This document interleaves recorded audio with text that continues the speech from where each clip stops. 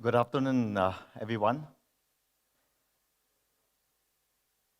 Okay, yeah, I think today I must thanks Consulars for hosting the event here in Malaysia. Now, we were just talking about it last year in Singapore. Singapore Consulars has been organizing this event, Shape the World Summit, for the last 17 years. And I attended the session last year, and then they've been hosting it in all the region, but so far not in Malaysia. So together, I think last year, Statos also attended the functions. So we prompted the idea, say, hey, why don't we do it in Malaysia? Why don't we do it in Sarawak? So then here we are. I think that's why they are here. Thank you for coming here.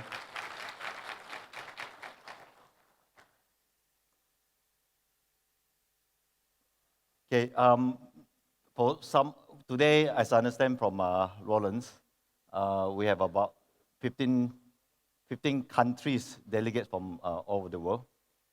And for some of you who may not know Sarawak, or may not know myself, I'm actually born and raised in Kuching. And I did my high school in Singapore, and then later in London. I came back, actually, after I finished my study in London, finished my master, I was actually thinking of staying back in London, like many other people who wish to, stay back.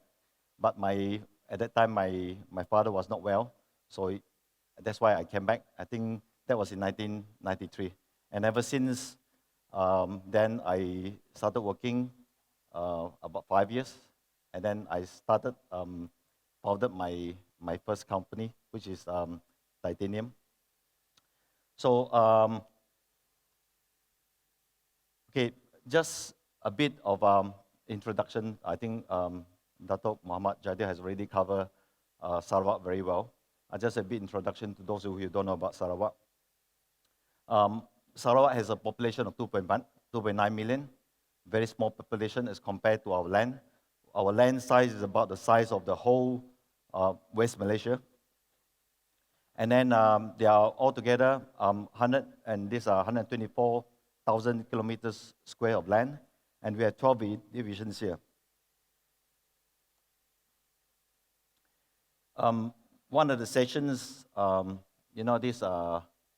because of Saradise, we have some Korean actually investor, the multinational company actually approached us. They were looking at to build the HQ outside of Korea in Sarawak, because they got manufacturing base here. And that was actually before the COVID. So I asked him, hey, why Sarawak? What do you think of Sarawak? Why are you thinking of investing so heavily outside Korea in Sarawak? So, and to my surprise, and he actually answered me this. He said, we are here because of your renewable energy. And 70% of Sarawak energy actually is renewable. And we are the very few states in the world that has, 70% that is renewable. So there's something that when he mentioned to me, I was actually very surprised, even though I know it's 70%, but this is how foreign investor is looking into Sarawak. And that's why, together with councillors, we're looking at inviting all these delegates from all the 15 countries to be here and look at Sarawak, and not only for our natural resources, but as a place of opportunity also. And on top of that, we have political stabilities over the many, many years. So this is something that is from this managing director of the Korean company. Now, okay, a bit of introduction of who we are. We started 25 years ago as in the rural infrastructure company. So we have completed more than 600 bridges to connect the rural community. So the other business that we're in, I think some of you may be very familiar with us here, is Saradise. We have built townships, 272 acres in Kuching, near the airport. It's a place now very popular, especially among the young people. Some of the young people are here, my son's friend. So there are those that is patronizing in the area very, very frequently. The other business that we are in is also we also have the palm estates in Miri. So that is where TSG Group is involving in the early years. Now, TSG now, we are looking at now we believe in transformative businesses, and that's why we are, over the years, is looking into new business that we can venture into in line with the government policy. That's why the next business that we are looking into is the tree planting, where some of you has already visited the site this morning. The other business we also set up recently is Design Futures, together with Lawrence in Singapore. We launched a company last year. And the purpose of Design Future in Singapore is actually to attract talents and capital from Singapore to Sarawak and all over the regions. This is what we are looking at. Okay. The first company that we actually started is this titanium, and we have completed 650 bridges connecting the rural communities. And these are some of the photos that was before and after that was taken in the States. Now, okay.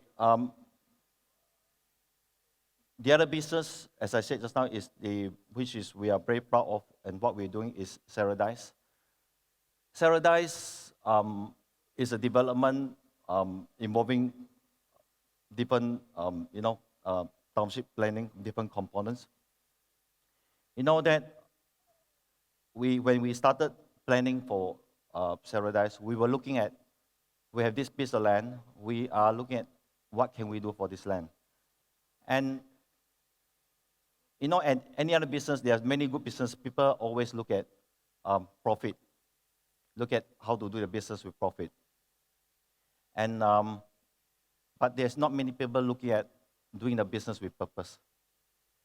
So when we started the planning for Saradise, we are actually looking at how to build a communities, how to build a lifestyle that everyone will be proud of.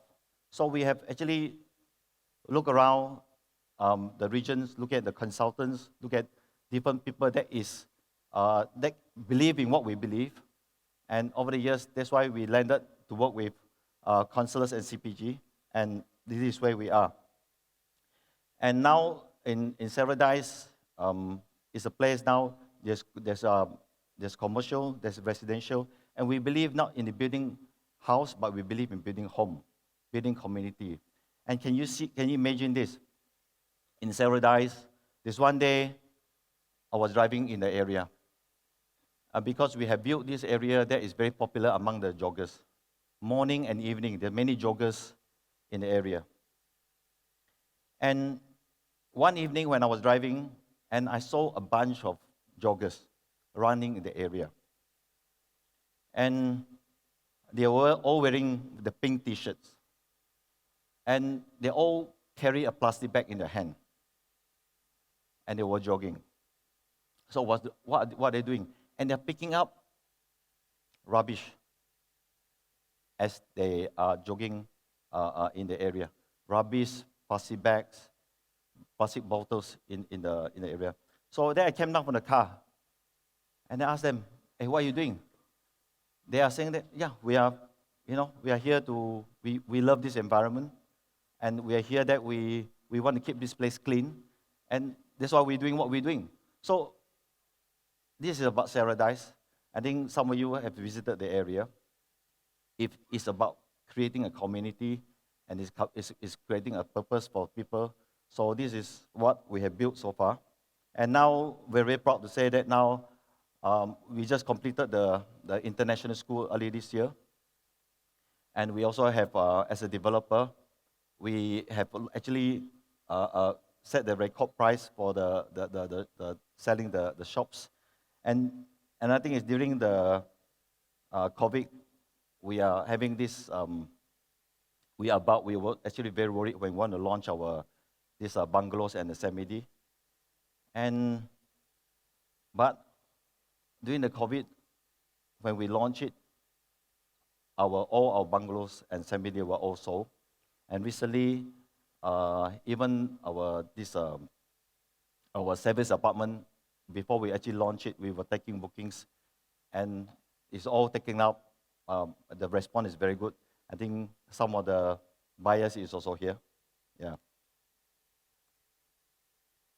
Now, we also invited in the early days when we started Saradise, the Premier actually come and launch our development, and then we are very proud that our Premier Abang Jo has been very supportive of us, and he support our visions. Actually, what we do is in line with his visions. He actually said this: Singapore has MBS, and Sarawak we have Saradise. You know.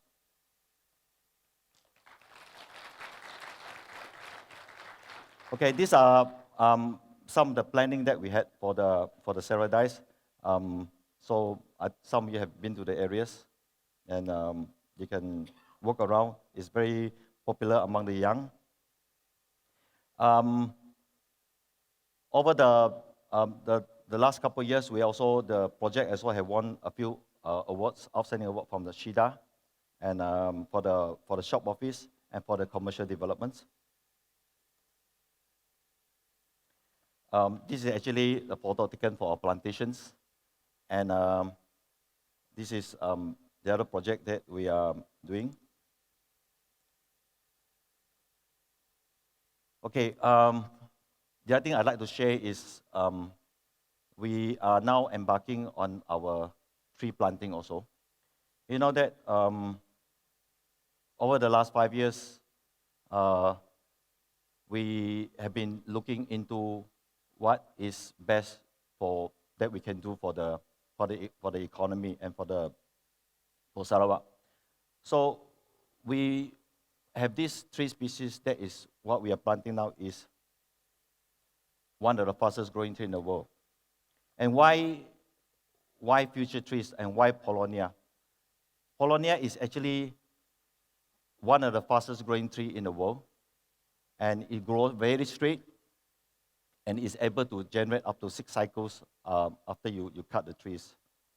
And that's why we pick the trees to plant for the last 5 years. And the planting the tree, there are 3 pillars of sustainability. So since today we talk about sustainability, the first one is environmental sustainability. And you see that. Okay. That's a photo of me hugging the tree, and that was in the year 2019. 2019. And you see, I was actually quite fat during that time, and the tree is much bigger than me. And if you look at the tree, is actually, some of you have a good guess. Some of you guess how old is the tree?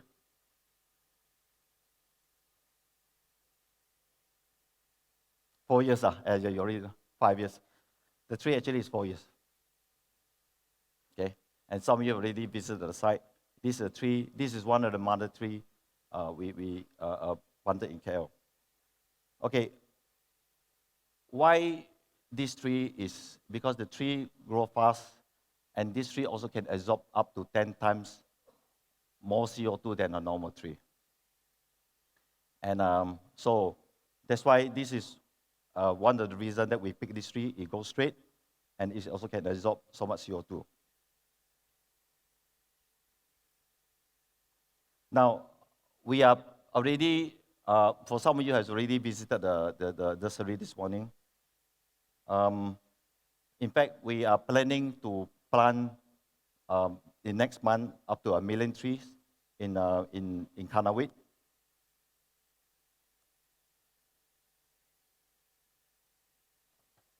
Okay, these are the photos also taken from our nursery site.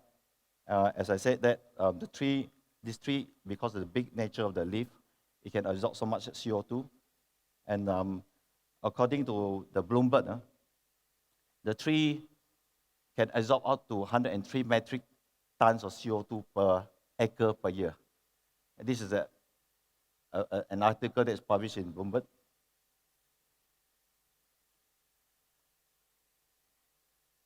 Okay. The other point that is because the tree grows so fast, it can be harvested within 3 years. So, in terms of ROI, you harvest a tree, the tree actually, you can actually take back your return within 3 years. So that's why it's a very attractive ROI. Now the tree, some people this morning asked me, what can you use for the tree? Actually, the tree, you want to plant it for this economic purpose, you can use it for plywood, you can use it for furniture, and you can use it for, handicraft and so on.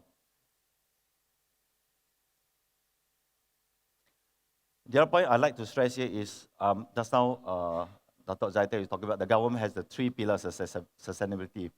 By planting Polonia, you also have 3 pillars of sustainability. First is the environmental sustainability, the second one is the economic sustainability, and the third one is the socio-economic sustainability. And why this so? Because it's one of the fastest growing trees in the world, and it absorbs so much CO2, and the tree can be planted by all. Those we have idling land, the local native got 5 acres, 10 acres, 20 acres of land, you can actually plant this tree, and we will guarantee to buy it back from them. So this will be the social inclusiveness for planting this tree.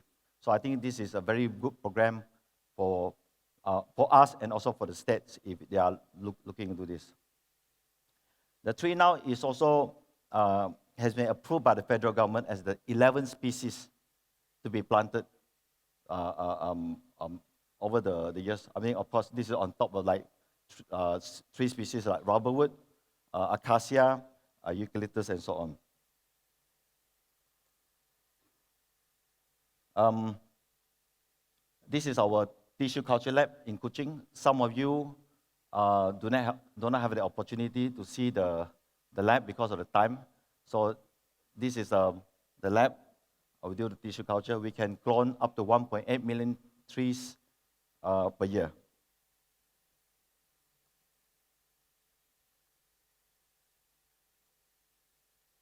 Okay, the other interesting thing about the tree is lightweight. Actually, it's hardwood. The tree is actually hardwood. And it is the softest, the lightest of the hardwood. And because it's light, it can be used for many good purposes, including now, for example, caravan. The caravan, you use it there because you are pulling a caravan, you need light timber, so that is something that it will be very good to be used. And the tree is actually very fine and white, and that's why it's very popular among the Japanese. And so if you go to Japan, as you see in Japan, most of the tree you see there actually is Polonia. But in Japan, you don't call it Polonia, they call it Empress tree or Kiri. Now, this is a photo taken in Singapore, and where, as I said just now, we are going to plant the first 1 million tree. It will be planted here. And in this piece of land, we have the opportunity to plant up to 7 million trees.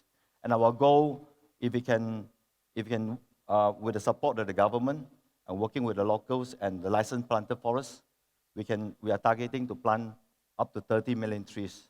And why 30 million trees is actually when we talk to all those off-takers, because now these people, they need a certain volume, because it's a new species, and that's why you cannot have a few million trees to be planted.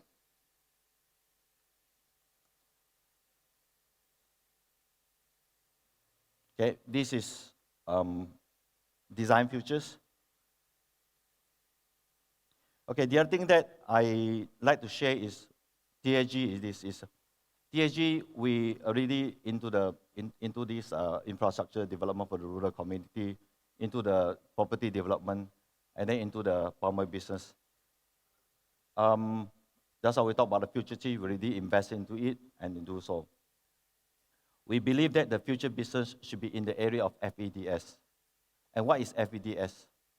F actually stands for food tech. Food tech means that now, because the land are getting less, the land, plantable land are getting less. And so technology that can increase the food production is now very important. So food tech is a business that will be the future for the future economy. And the next one is environment. As what we all know, that ESG, E is a very important component. That's why now we are planting future tree, EV,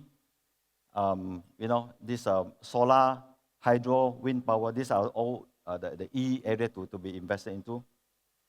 And the other one is D. D actually stands for data. So Roland just now mentioned that you look at the top 10 countries, top 10 companies in the world, or you look at the top 5 companies in the world, the GAFAM, Google, Apple, Facebook, Microsoft, and Amazon, they're all data companies. They're all doing the business based on data. So this is why data center, databases is another one that is coming up. And space is the one. So we believe that this is actually not coming from us. Actually, this is through the economists, the studies that look into that. The future growth of the economy actually is in the area of FEDS. Okay, over the years, we are very proud to also say that for our tree planting, in the year 2022, we have won the winner for the Sarawak, the 10 Premier of Sarawak Environmental Award in the year 2022 because of the future trees. And for the property award, we also won the Shidas Awards. This year, in April, we have the Age, Malaysian Age magazines has published on the TSG, on our groups. So that's very well covering what we do. So and we are very proud to be part of this the Sarawak edition, April edition for the state governments. So basically, this sums up what TSG is doing. This is what I'm sharing with all of you, and to see with a vast opportunity here and what we can do here together. And that's all I'm sharing with everyone. Thank you very much. Yeah.